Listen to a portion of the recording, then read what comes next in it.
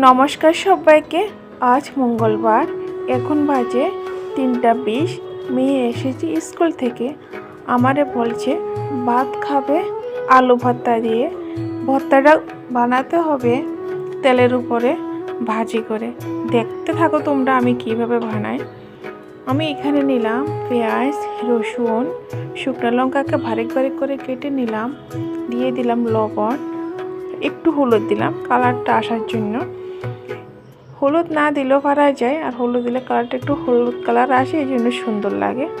আর প্রথমে আমি আলুটিকে থেতলে নিলাম, আর কড়াইতে দেওয়ার পরে তারপর আরেকবার থেতলো করে নিতে আসি।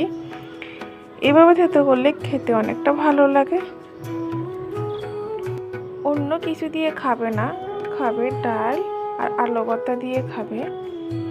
আর ভর্তাটা খাওয়ার পরে সে ভালো হয়েছে, আমার জন্য একটুখানি রাখছিলাম, মেয়েকে অনেকখানি দিয়েছি। আর এখানে আমি আলু নিয়েছি, একটা বড় সাইজের একটা মিডিয়াম সাইজের আলু নিলাম। অনেক পরিমাণে আলু ভর্তা খেতে অনেকটা ভালোবাসে।